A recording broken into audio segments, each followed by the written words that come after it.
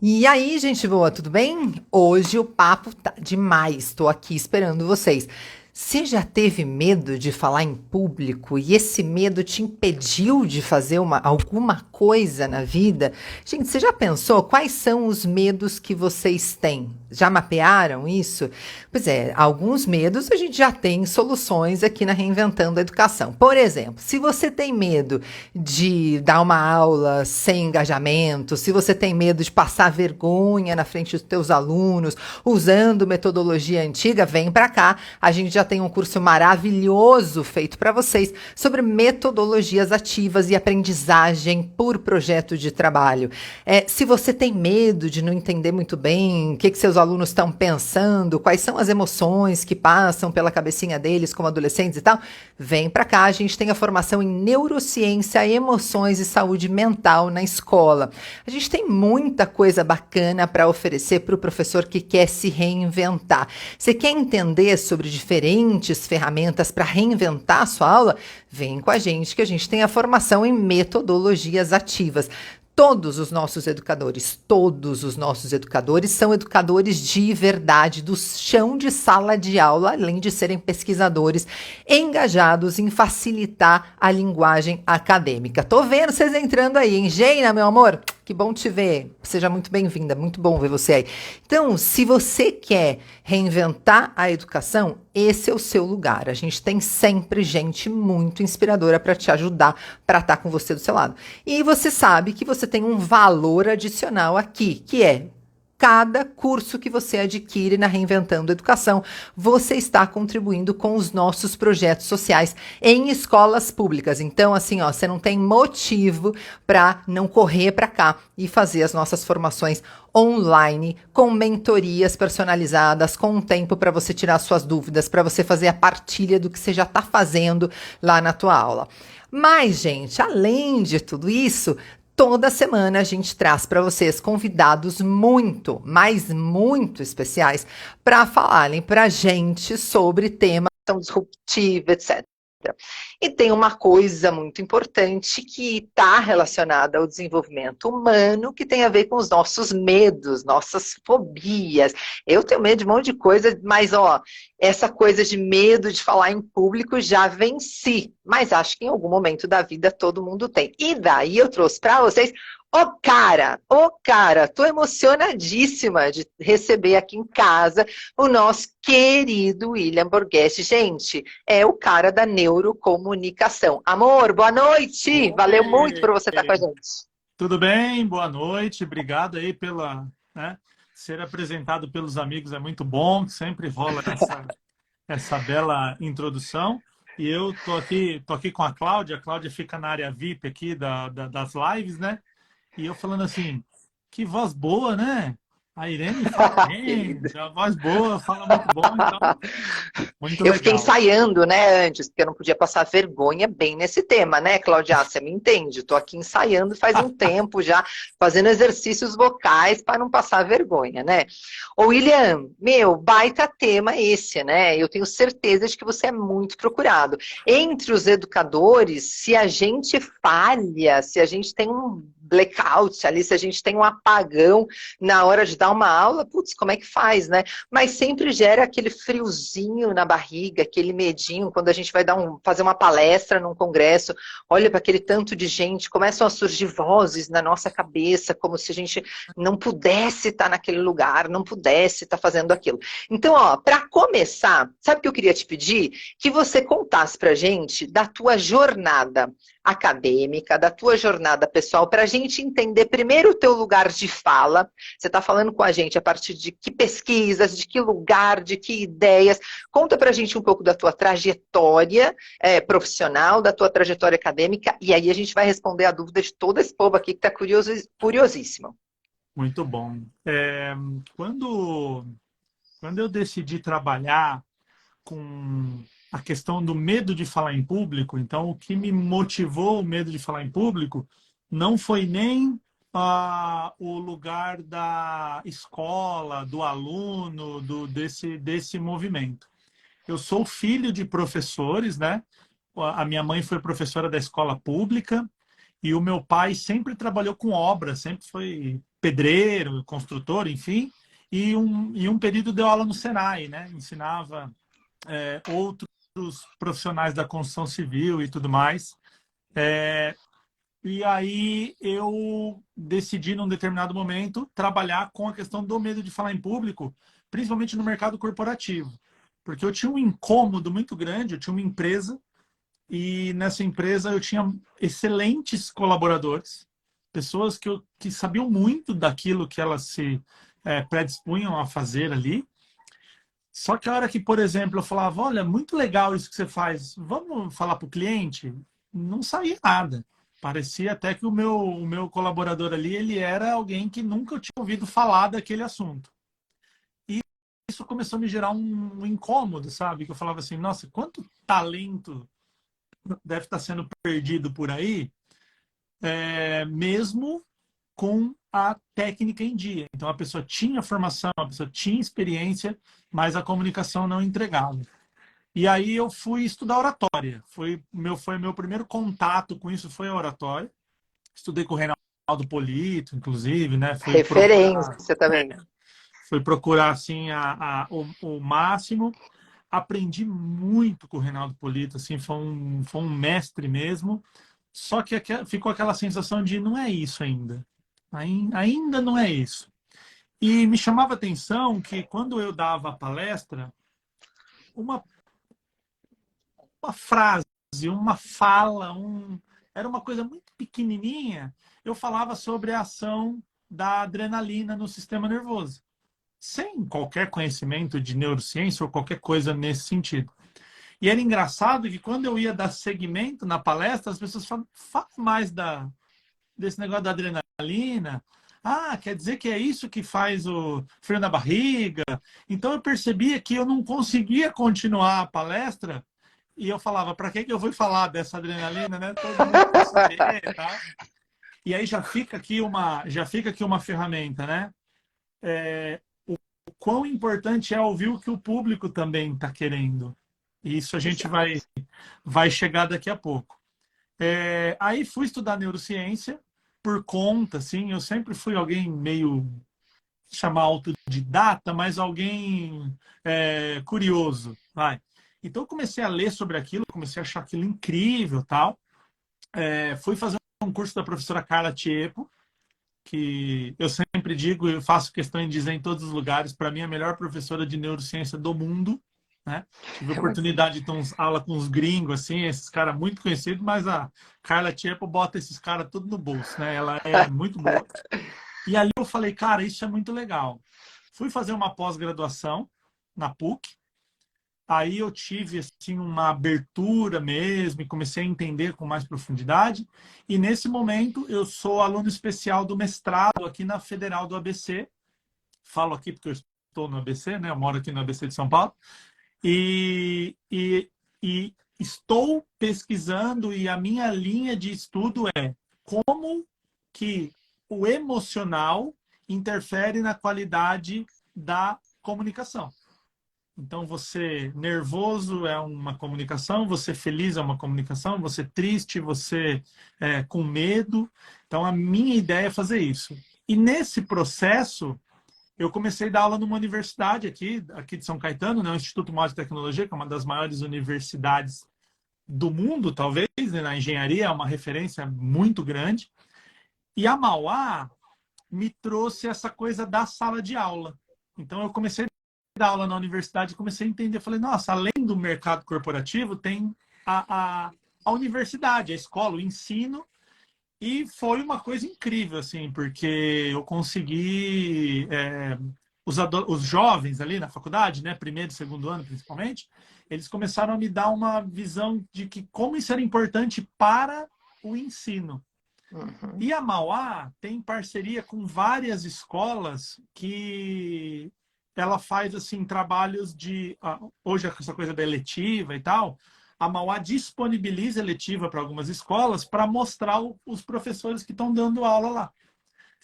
E aí eu comecei a dar aula para os adolescentes. Então, assim, para a molecada mesmo. E foi muito louco, porque eu tenho um jeito caótico de viver. Então, quando eu dei aula para os adolescentes, funcionou muito bem. E foi aí que eu comecei né? Eu até gostei que você falou do chão de fábrica, né? Mas o chão de sala de aula mesmo. Ali eu comecei a entender essa coisa e aí comecei a fazer trabalhos em escolas voluntárias, trabalho voluntário em escolas públicas aqui da minha cidade, né? Uma cidade de periferia, enfim, que precisa muito desse trabalho. Então essa é a minha trajetória, né? De entender como que aquele aluno que sabe o que ele conhece, ele gosta, às vezes um assunto, até um assunto, um filme, um hobby, ele gosta tanto, ele entende tanto, mas que ele não consegue falar. Então, a minha ideia é trazer a neurocomunicação para que principalmente esse adolescente hoje em dia, ele consiga falar com uma plateia, ele consiga falar com uma pessoa, uma entrevista de emprego, né, um relacionamento amoroso, enfim, mas principalmente ele consiga falar com ele. Ele tem essa comunicação com ele, porque dependendo da história que a gente tem, muda o nosso comportamento, né? Deu uma esticada no currículo aí, mas Totalmente. acho que Maravilhoso, maravilhoso, totalmente. Olha, esse assunto, uma das coisas que mais me interessou e me chamou a atenção no teu currículo, nessa tua jornada profissional, é justamente essa interface, essa conexão que você está fazendo entre o mundo da educação e o mundo corporativo. A gente defende muito esse diálogo aqui, porque a gente entende que a escola tem muito a aprender com o corporativo e vice-versa. E a gente vive em células muito diferentes. Quando você transita tão facilmente como você transita, né, William, nesses dois universos, o que você percebe de diferente? O que você percebe em comum nesse aspecto ainda da neurociência e comunicação? E qual você acha que pode ser a contribuição de um para o outro? muito bom. Eu vi, só antes de responder, eu vi um comentário acho que é Geina o nome dela, É a né? Geina, minha colega de mestrado, querida. Isso, então a Geina colocou aqui o adolescente é o público mais difícil, ela colocou alguma coisa aqui. Quem consegue falar para adolescente, fala para qualquer público.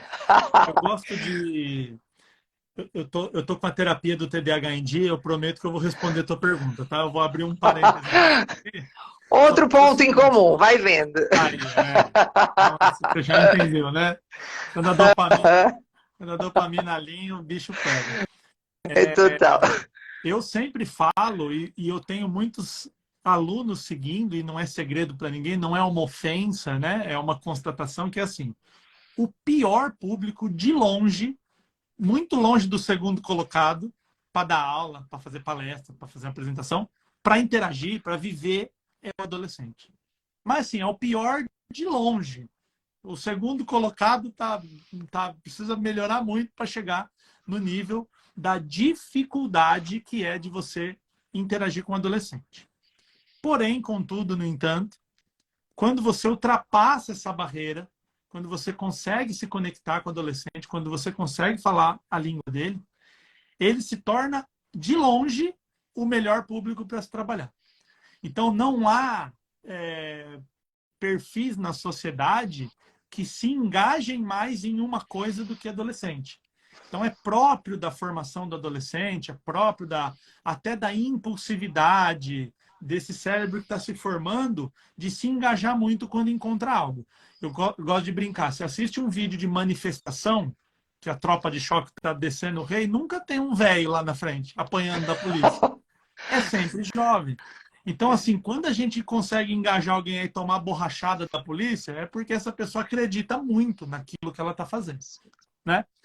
Então, e aí, voltando agora para a tua pergunta, eu percebo, Irene, que o mercado corporativo ele oferece um mundo onde você pode tomar algumas decisões baseado no seu e você vai pagar por aquilo.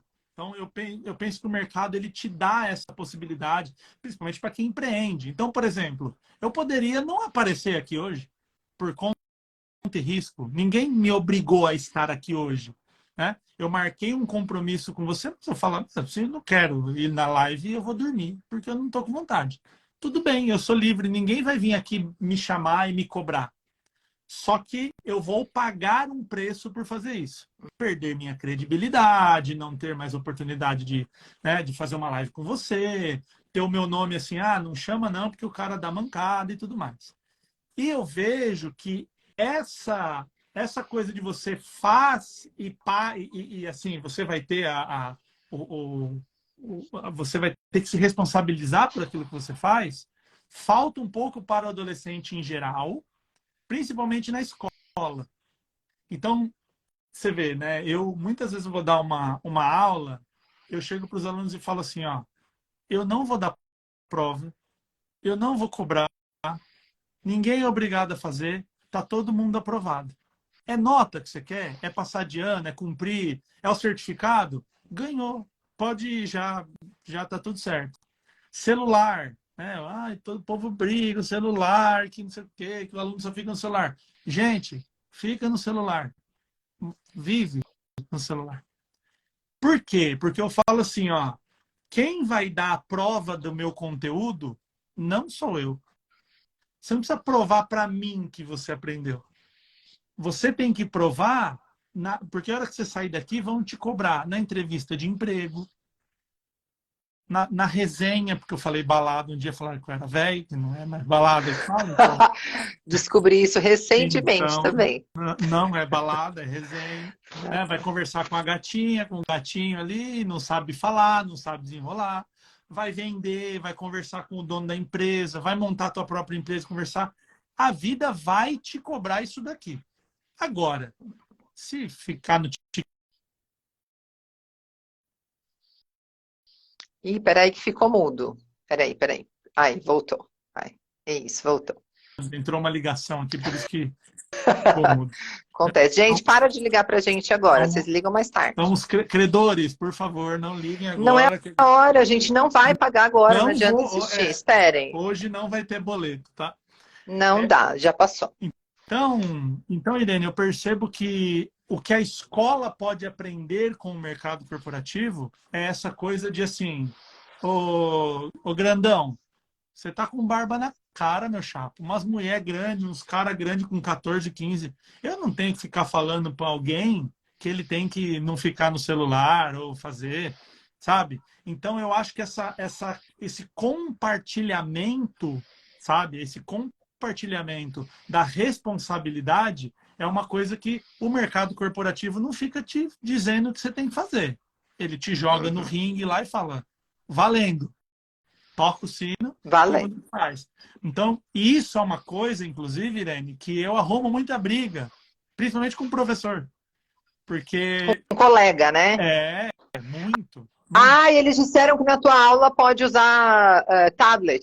É, Quando a escola começou a implantar tablet, eu falei assim, gente, não é, eu não vou proibir. O que eu disse em sala foi assim, amores, eu não vou enlouquecer porque vocês estão com o tablet na mão. Se vocês estão com o tablet, estão anotando a aula, pesquisando alguma coisa X, legal. E se não estão, legal também. É só um problema de vocês. Eu não entendo uma escola que quer trabalhar autonomia sem dar autonomia. Só joga lá no projeto político-pedagógico, mas aí fica cerceando a autonomia, ditando regra o tempo todo. Eu passei nas mesas e falei, não vou endoidar porque vocês têm laptop, não vou endoidar porque vocês têm celular.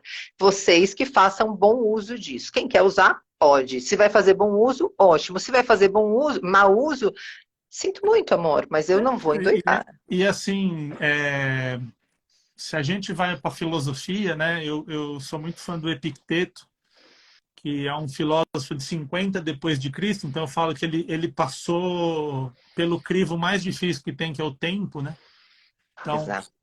Por isso um o, clássico, né? exatamente. Então, assim, o Epicteto ele fala duas coisas muito importantes. A primeira é assim: aquele que te irrita se torna o seu mestre.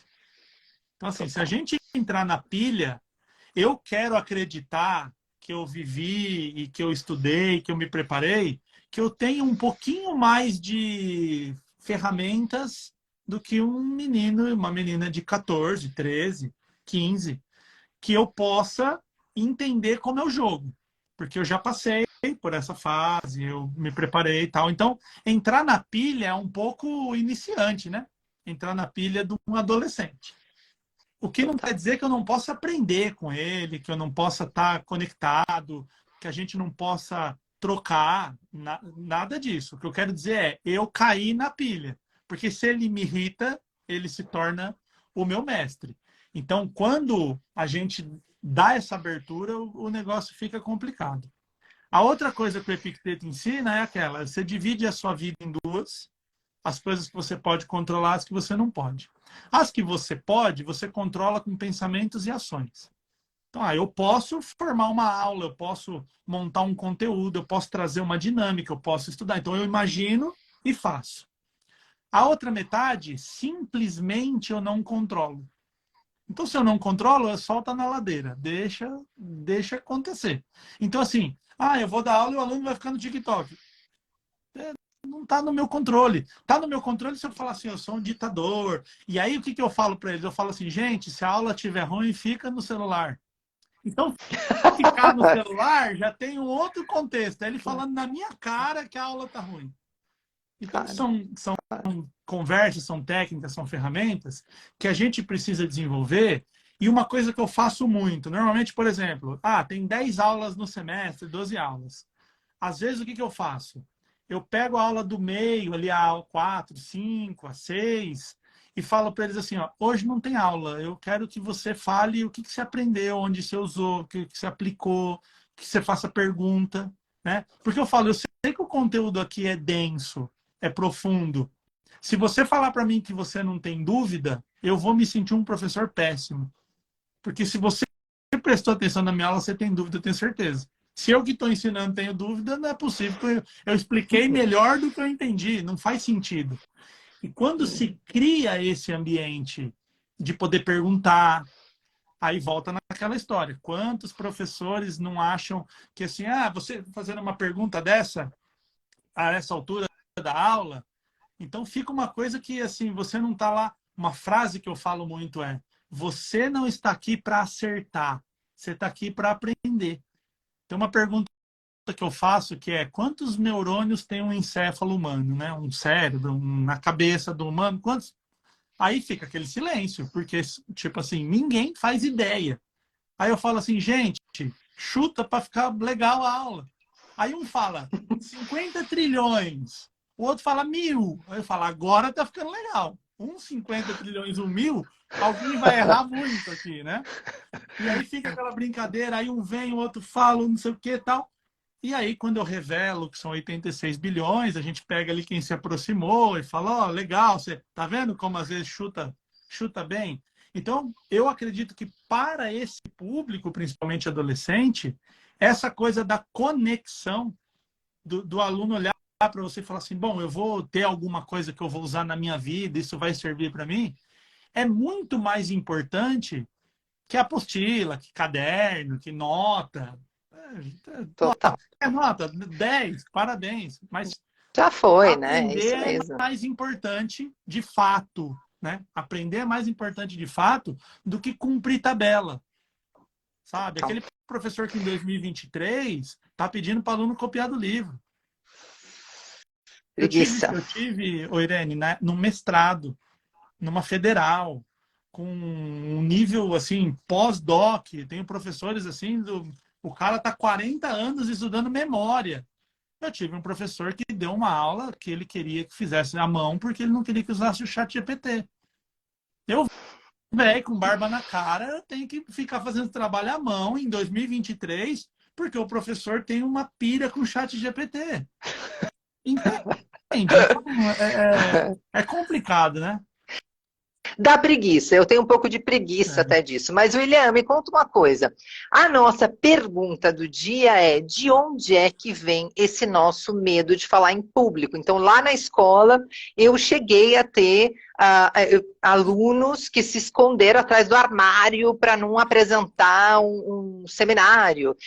Hoje, dando palestra para professores, eu vejo professores incríveis em escola pública e privada, estou lá palestrando, dando formação para os professores, eu falo assim, cara, isso que você faz precisa ir a público, a gente precisa compartilhar com as pessoas, isso é muito inspirador. Ai, não, Irene, por favor, não.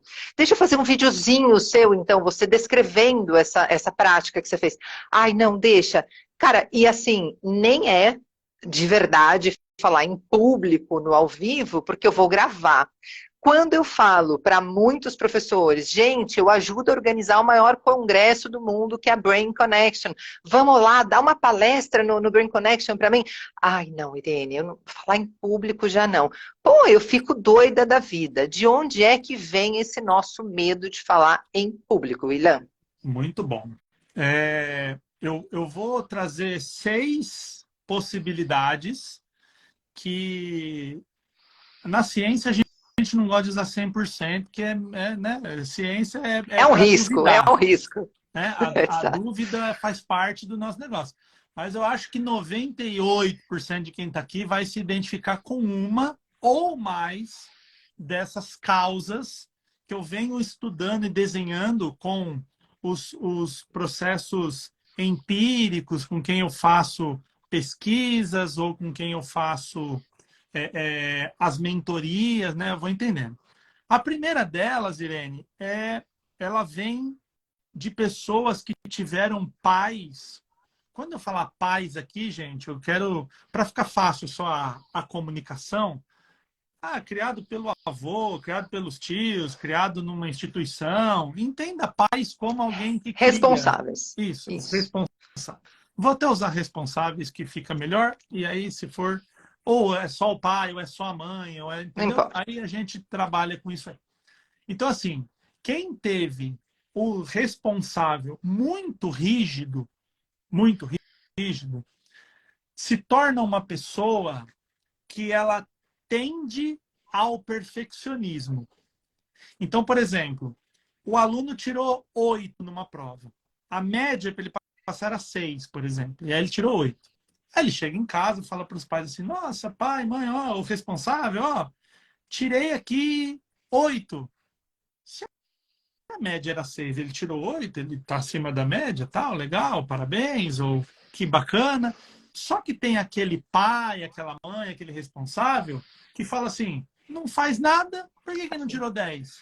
Não fez mais que obrigação. Não fez mais que obrigação. E, aliás, por que não tirou 10 em todas as matérias? Eu quero ver o 10 de fora a fora. Aí onde começa o problema aqui? O pai e a mãe não tirava 10 de fora a fora. Ou que ser humano? Eu ainda não conheci. Eu ainda não conheci aquele que tira 10 de fora a fora sempre. Né? Então, ele cobra muito aquela criança e às vezes os marmanjão e as marmanjonas que estão aqui vão começar, nossa, tô voltando no tempo aqui, né, com alguma coisa, que essa cobrança é acima do limite. Essa cobrança muito grande. E aí o que acontece?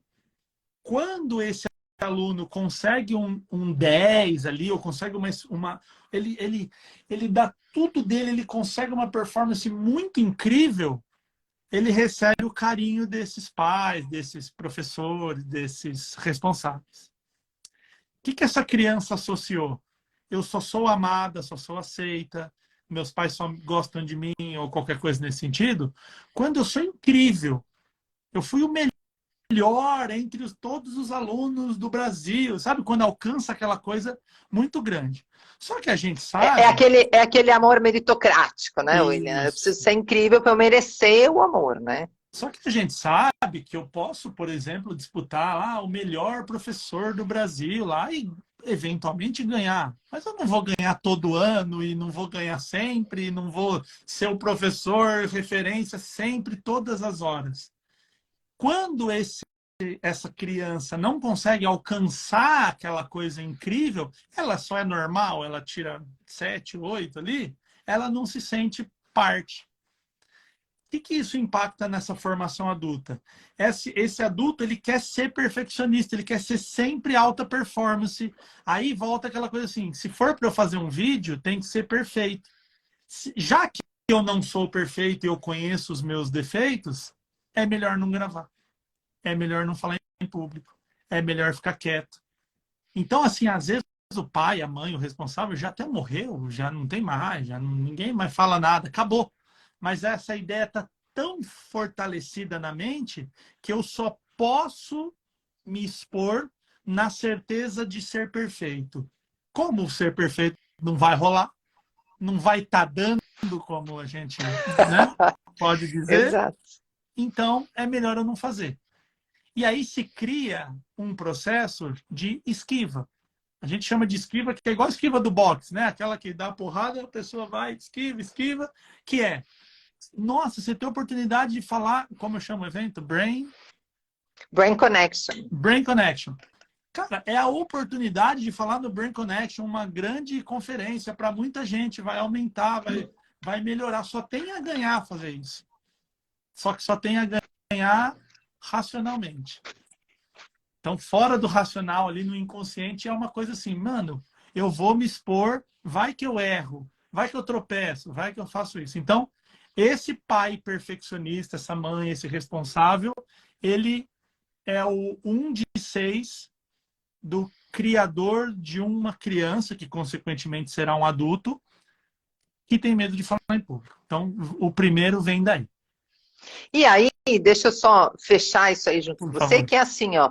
Aí a gente precisa parar de perpetuar isso, né? Ah, mas é que o meu pai fazia isso comigo e eu sobrevivi. Amores, não é sobre sobreviver. Viver é mais do que sobreviver, né? É muito pobre você botar um filho no mundo e você achar que você botou ele para sobreviver. Me Perfeito. ajuda, né? Vamos permitir que essa criança viva e que viva feliz e que floresça com segurança, com apoio para errar, para acertar, e que se sinta amada e acolhida sempre. Então, se essa foi a sua ferida aí, como pai, como mãe, como responsável, como a gente está dizendo aqui, puxa vida, tenta fazer diferente com a criança que está ali sob a tua responsabilidade, porque isso te cura também, né? E aí, provavelmente, você vai começar a fazer um montão de coisas, mesmo que essas coisas não estejam perfeitas. No mundo digital, por exemplo, é bem esse o nosso dia a dia, né, William? A gente vai tentando um monte de coisa nova que ninguém sabe como fazer, a gente fala, vai ver que é por aqui. E vai fazendo, vai dando certo, vai dando errado, a gente continua fazendo, ninguém vai parar. E assim, a gente já está bem grandinho para saber que não tem perfeccionismo, né? Não existe. Exato. Perfeccionismo e fada do dente é a mesma coisa. É E se você se fantasioso. surpreendeu com a notícia da fada do dente, aguenta depois, você pega É, aí um voucher terapia vai, e cuida disso, amor. vai dar tudo certo. Fica tranquilo que você vai passar por essa. Então, Isso. assim, talvez a gente possa trocar pela palavra excelência. Tirar 8 numa prova, tirar 9 é excelência. Aliás, eu tenho um contexto muito legal filosófico aqui para a gente trazer. Os gregos usavam um termo chamado arete, né? Arete. O arete, ele deu origem à palavra excelência, como deu origem à palavra aristocracia. Então, é uma coisa de... O aristocrata, ele é visto como uma excelência na população, aquela coisa, né? A ideia da palavra. Então, assim, o que é o arete? Você tem uma linha daquilo máximo de performance que você conseguiu dar, e você tem uma linha da tua performance média. Qual que é a ideia do arete? Que você chegue o mais perto possível da tua linha média no teu pico de performance. Então, por exemplo, eu consigo correr se eu me esforçar assim, rasgar tudo 10 quilômetros. E no dia a dia eu consigo correr 4, minha média. Minha média é 4. Quando a minha média for 5, eu estou me aproximando do meu pico. Quando minha média for 6, eu estou mais excelente, eu estou trabalhando excelência. Só que ninguém está falando aqui de perfeição, de qualquer coisa nesse sentido. Estamos falando de excelência. Não é fazer de qualquer jeito, não é isso. Mas achar que vai fazer perfeito e que tudo vai ser perfeito, não vai. Tá? Acho que dentro disso que você estava falando, trazendo um pouco para a educação, a gente pode lembrar do Vygotsky quando ele contribui com a gente com aquela reflexão sobre a zona de desenvolvimento proximal. Então, eu parti daqui, o meu aluno partiu daqui, chegou aqui, isso aqui é zona de desenvolvimento proximal. Então, quanto ele se desenvolveu, é isso que me interessa como professor e como Perfeito. professora, né? E é isso que eu vou celebrar. Não assim, ai, mas eu queria que tivesse aqui. Amor, ele saiu daqui, chegou aqui, olha isso aqui, houve um deslocamento, né, de onde ele estava para onde ele está hoje, celebremos.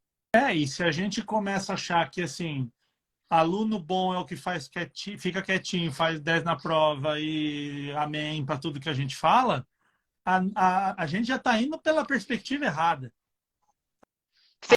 Errou para nós que somos hiperativos, né? Aí Não, não dá. quando tem aquele aluno, ninguém consegue dar aula bem, eu falo, esse que eu quero, bota aí. Esse. Entra na Exato. loucura dele e traz ele pra gente. Mas vamos lá para dar sequência no 6. Esse é Bora. só um, né? O segundo, pais, mães responsáveis ausentes.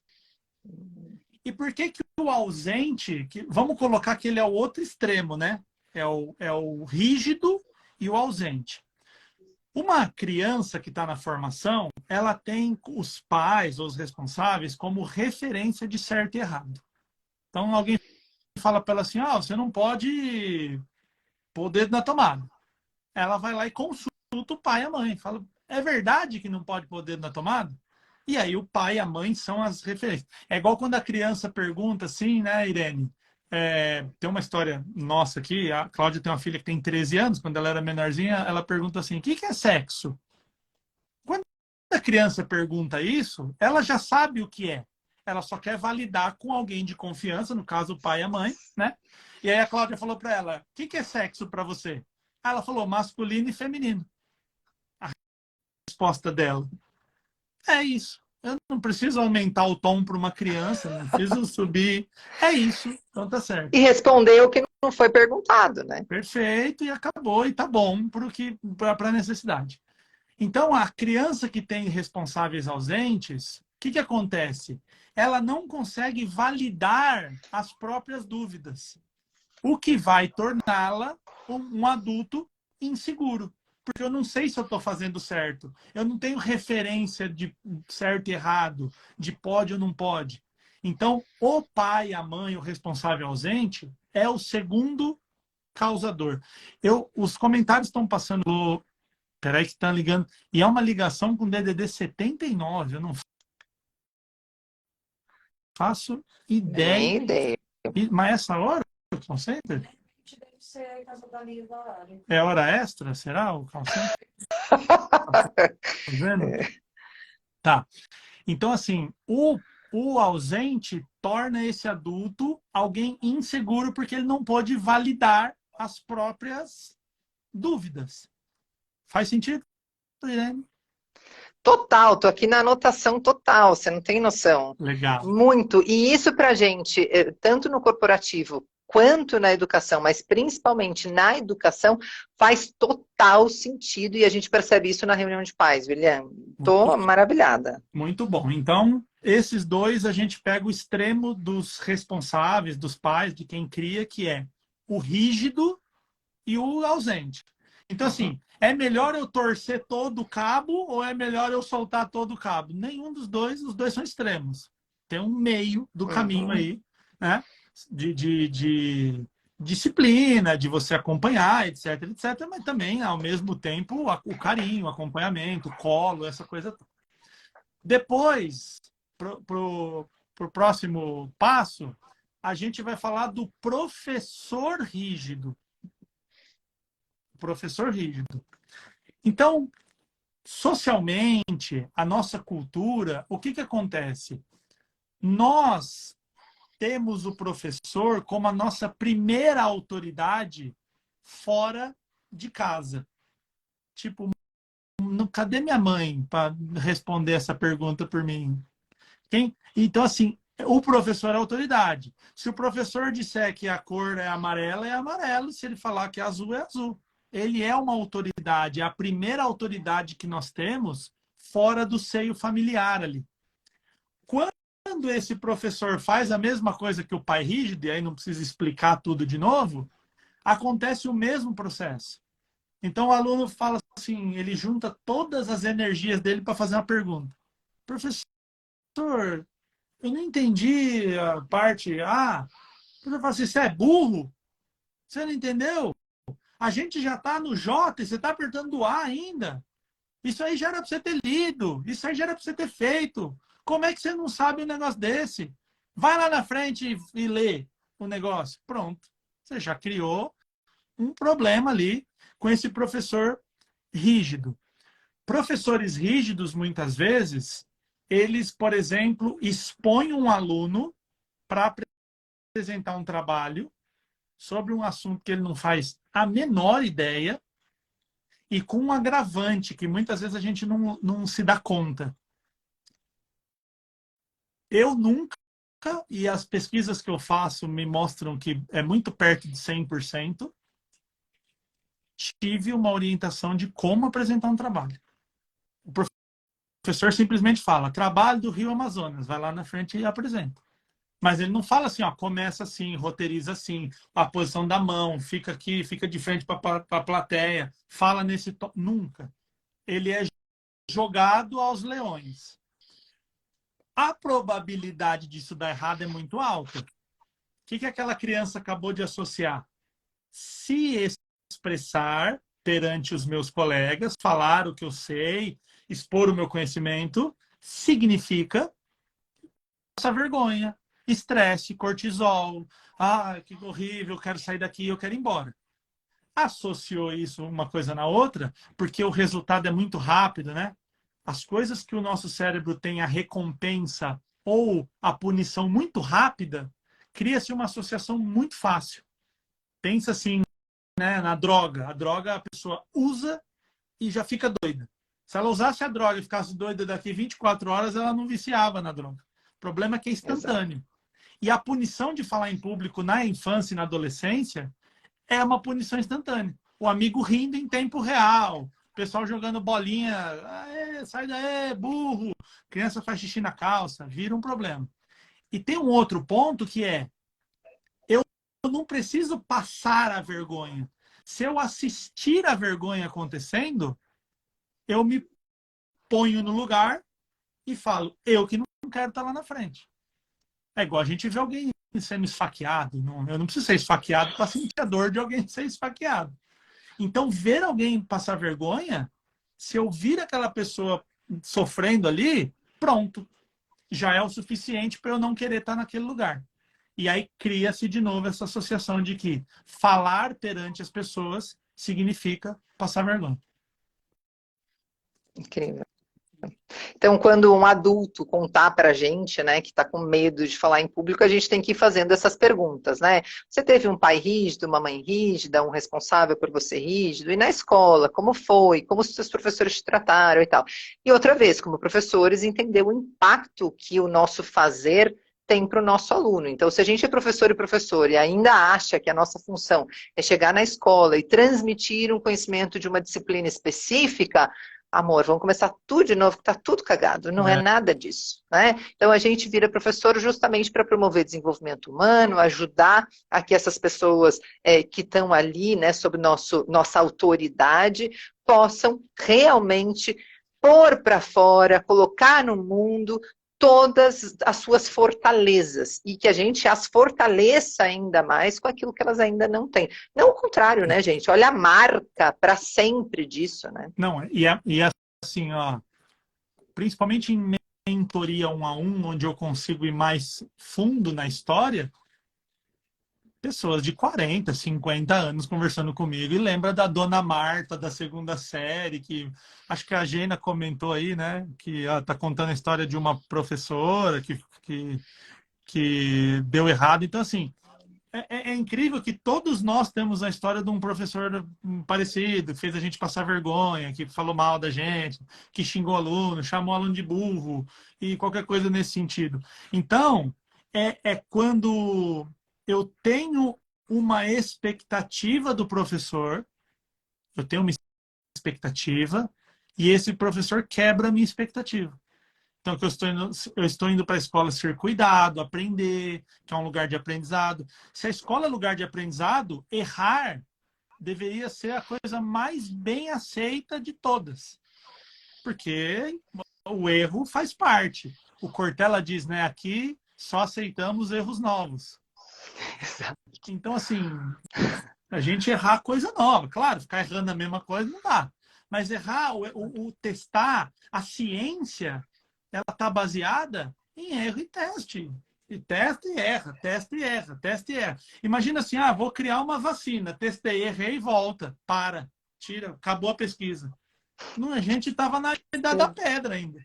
Né? A própria evolução da espécie se dá no erro.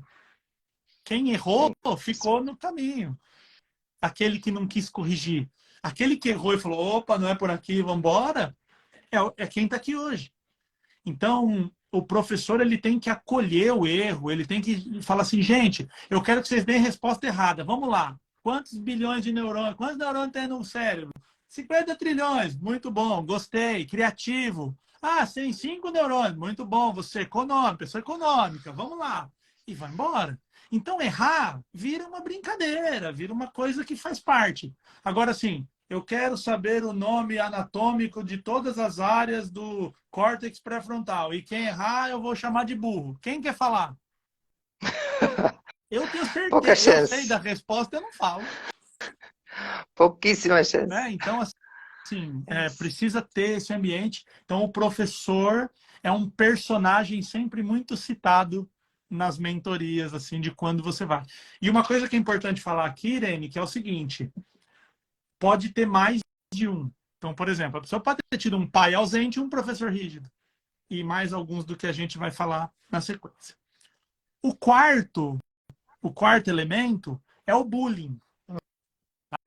Tá? Uma coisa que é muito importante de dizer, no meu tempo chamava o gordão de gordão e magrelo de magrelo. Isso não é bullying, gente. Isso não é bullying. Então, assim, eu sempre falo, se você está rindo com alguém, não é bullying. Rindo de alguém é bullying. Então, se você chega lá com seus amigos e fala, cabeção, ele fala, magrelo, e vocês dão risada e se abraçam, isso aí tá tudo bem. Segue o baile, não tem problema nenhum. Bullying é assim, lá, chegou o magrão lá, palma pro magrelo, aí o cara morre de vergonha, e todo mundo zoa, e não sei o quê, e sai escrevendo o nome nas paredes, e manda essa coisa toda. E o bullying, ali na década de 90, essa coisa que acontecia, ele acontecia das 7 ao meio-dia, de segunda a sexta. Então a pessoa ainda tinha um pouco de paz depois do meio-dia. Hoje o bullying ele acontece 24 horas e você pode mudar de casa, você pode mudar de país, que a galera te acha na internet e continua com bullying. Os cancelamentos que a gente vê por aí, né, que são muito, muito na moda. E aí você pensa assim, né, Irene? A criança fala, se expressa, todo mundo ri dela. Aí todo mundo percebe uma característica física, todo mundo dá risada, faz bullying e tal. Um dia ela pensa assim, e se eu ficar quieto? E se eu não existir, se eu sentar e ficar lá no fundinho na minha, quietinho?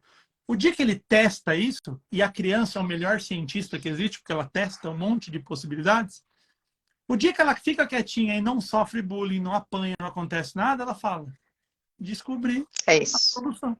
A solução é ficar quieto, é não se expressar. Se eu ficar quieto, ninguém me zoa. Se eu falo me zoa, tá fácil de tomar a decisão.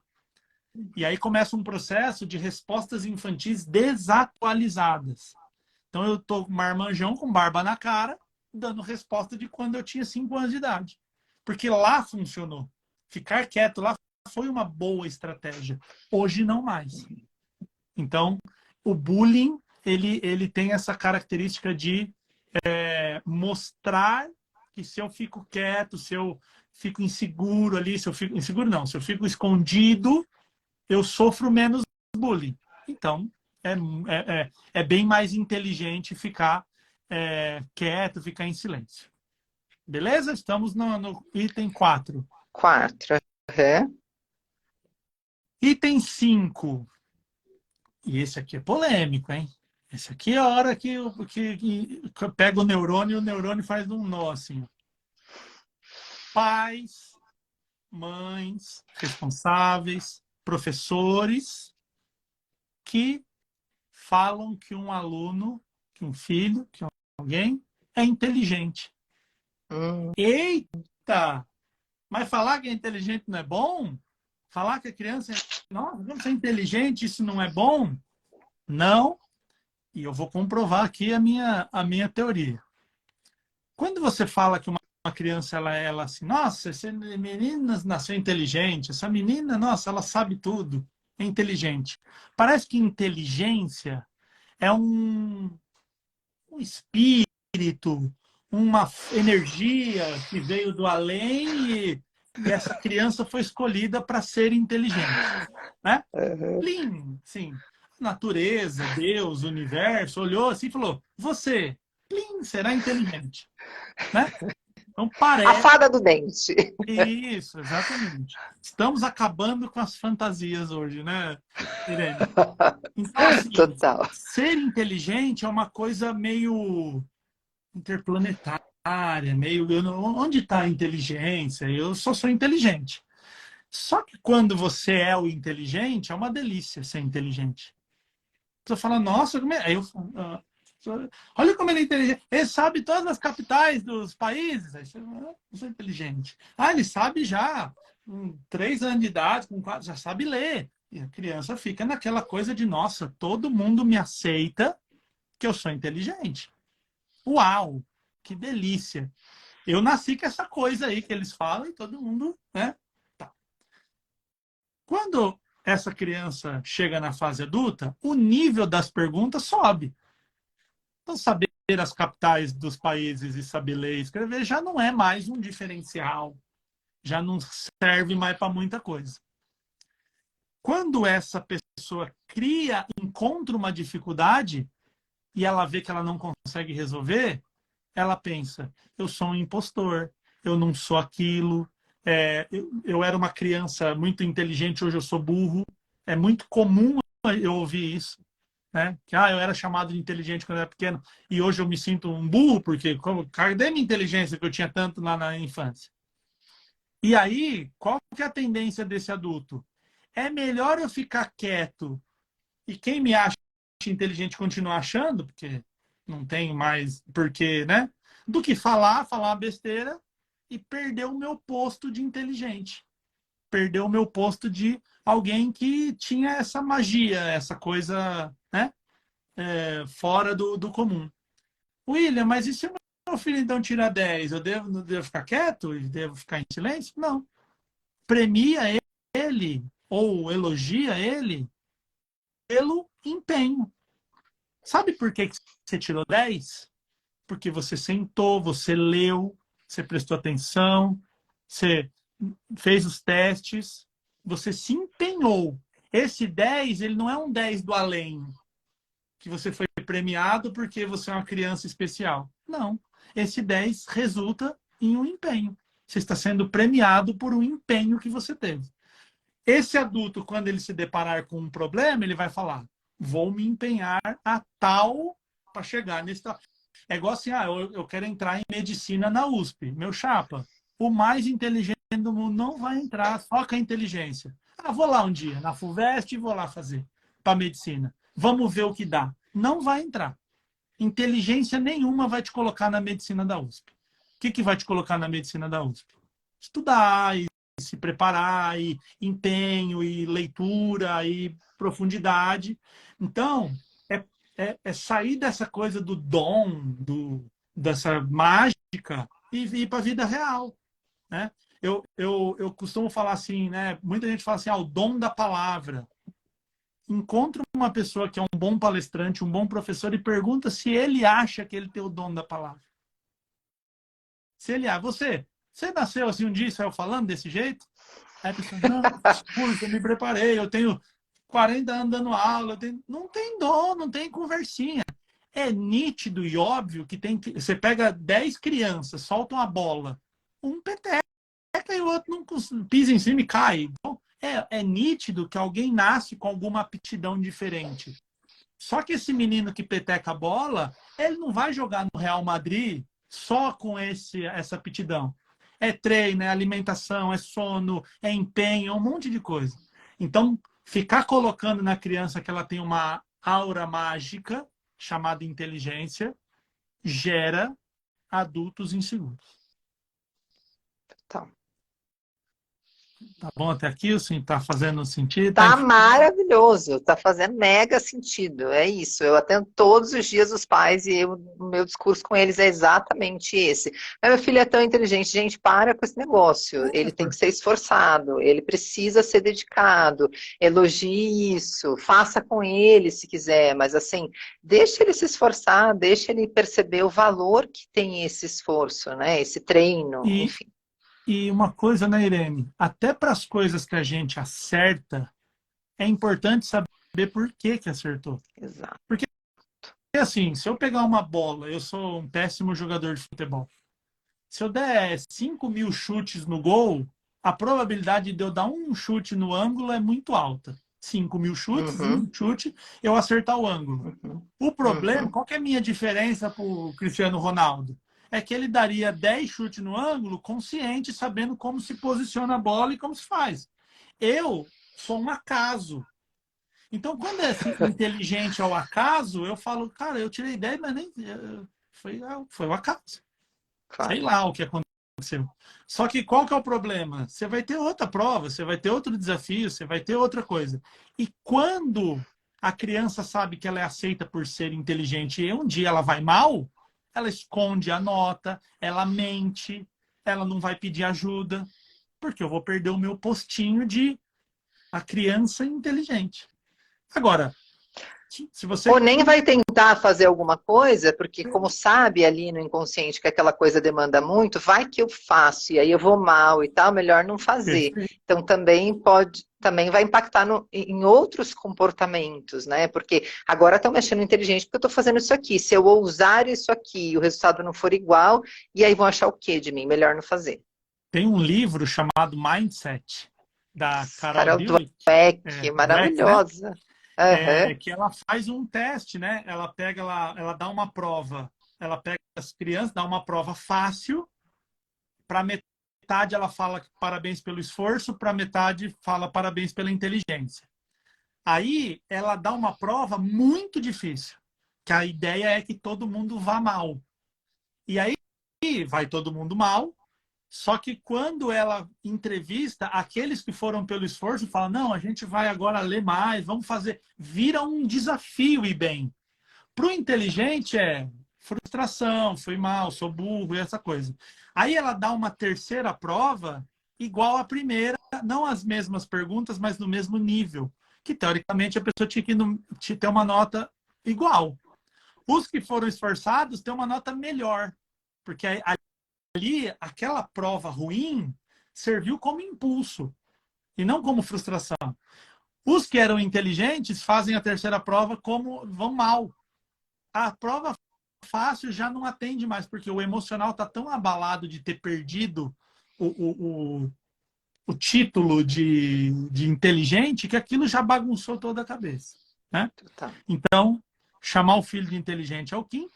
O sexto, último, não menos importante, superproteção com crianças. A superproteção talvez seja o mais difícil aqui da gente conversar, porque a superproteção, quem faz a superproteção não sabe que está fazendo. Acha que aquilo é um nível normal de proteção. Então esse é um lugar difícil, né, de você mexer.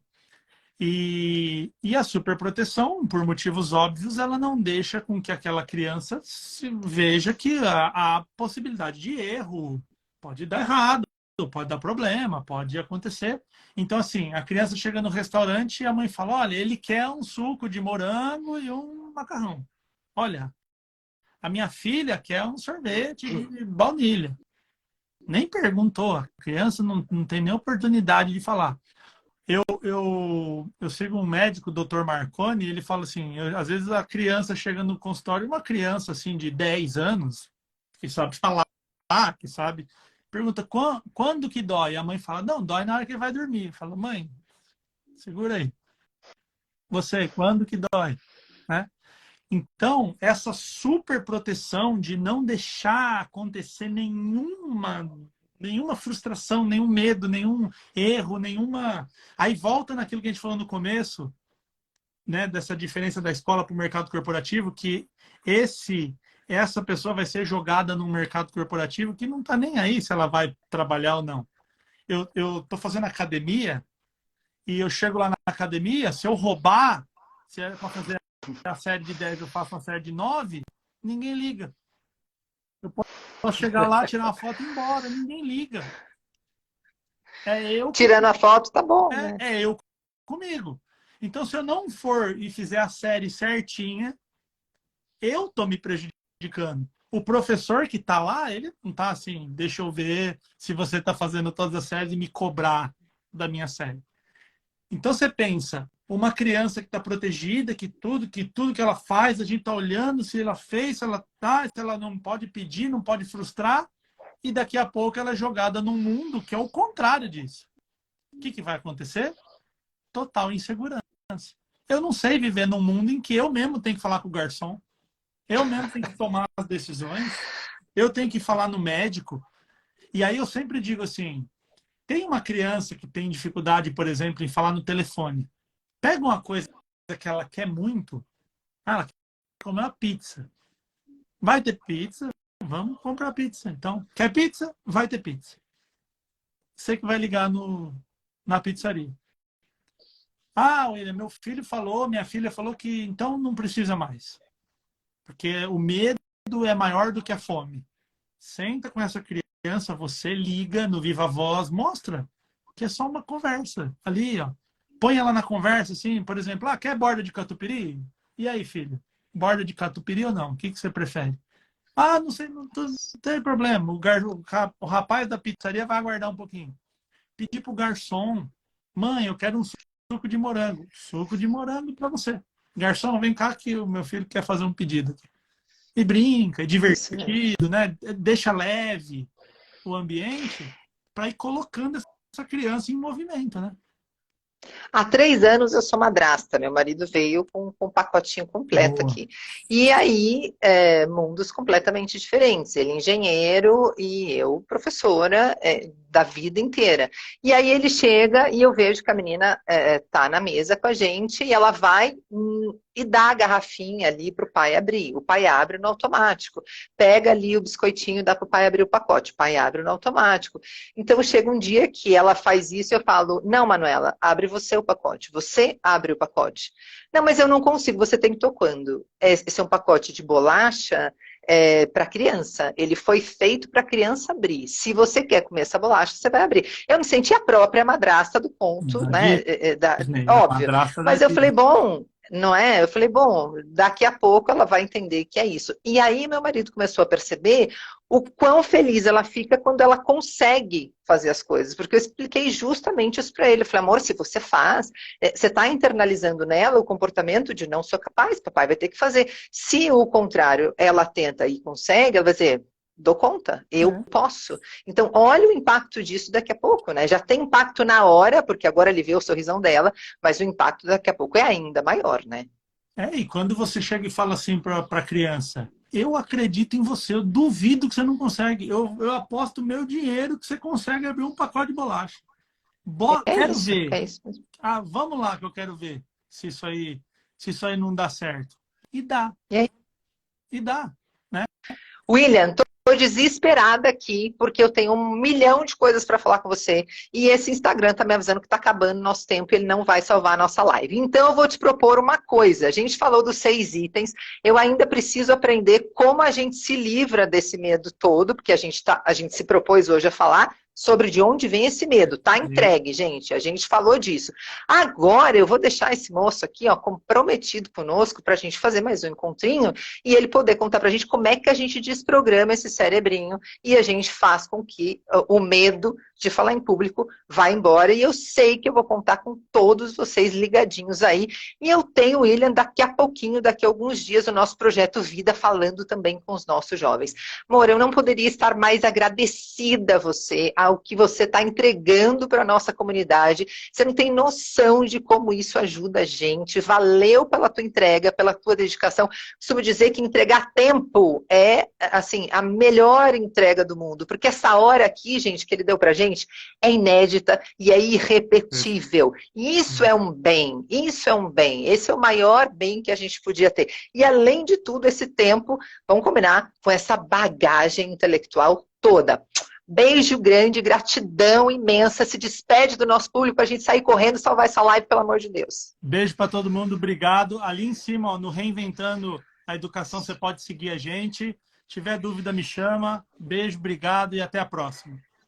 Gente, vou marcar aqui o Instagram dele. Vocês precisam seguir este homem. Eu aprendo com ele todo dia, reposto os vídeos. Estou aqui, ó, ligadinha nesse conteúdaço que ele traz pra gente. Valeu, valeu, Cláudia. Valeu toda a nossa equipe da Core que tá aqui com a gente. Beijo. Deixa eu salvar isso aqui, gente.